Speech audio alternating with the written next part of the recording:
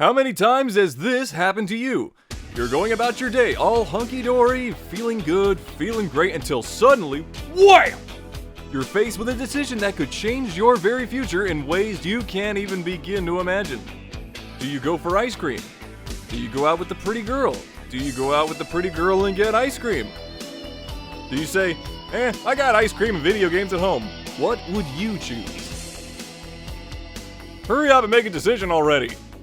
Making decisions is a common element in visual novels. You see a lot of them in Danganronpa, Steins Gate, and a lot of those dating sim thingies. Your decisions impact how the story flows and what ending you'll eventually see. You can shoot this guy or you can not shoot this guy. You can choose to pursue this girl over this girl.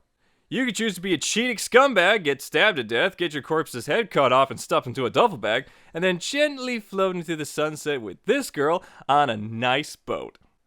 All those choices determine how the game is going to play for you, how the characters grow or degrade or even do a complete shift in personality.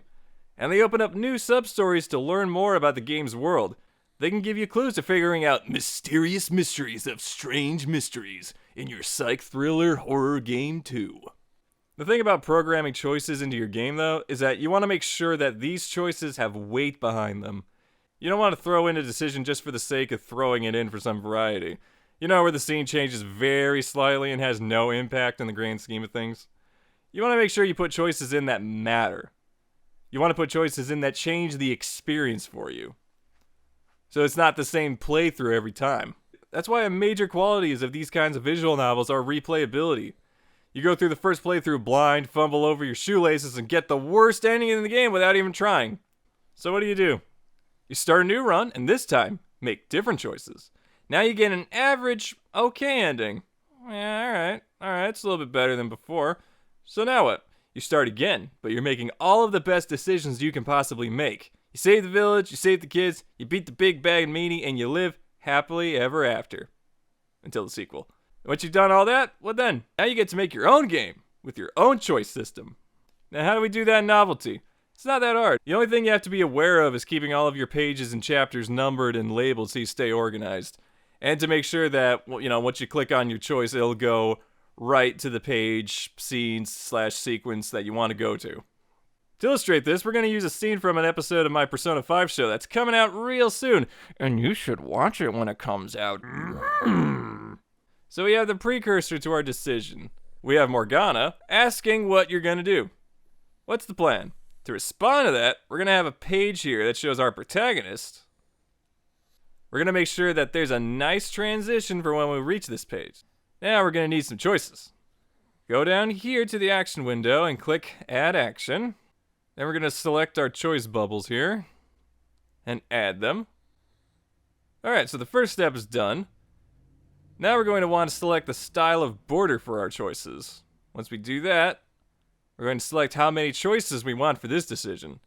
You can have a whole bunch, but we're going to keep it simple for this example. So, probably 2 or 3. Okay, let's do this.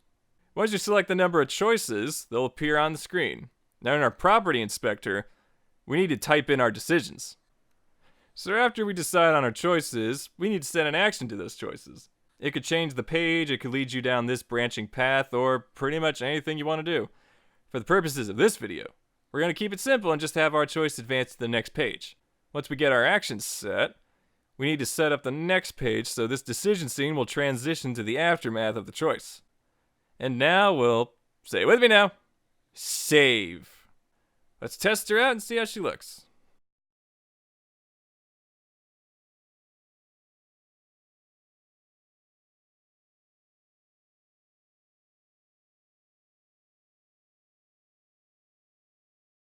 Bingo! That's how you set up a decision and the action surrounding it. It's easy to set up, but like with most stuff in VN creation, it can get pretty technical. Before you set up your choice for your game, just make sure it has enough weight behind it and how you want it to advance the story. Do you want the decision being clicked to go to a new branching path or advance to a certain page, etc., Keeping organized and keeping everything properly labeled will help you keep track of the many decisions and directions your game can take. Thanks for watching, guys. I hope you had fun checking out this new lesson. This new Persona 5 Confidants episode is coming very soon. The guys are going to be hitting up a special cosplay nightclub where steamy things go on. Thanks again, guys, for watching, and I'll see you in the next lesson. Now I'm just going to keep playing sweet music for a little while longer.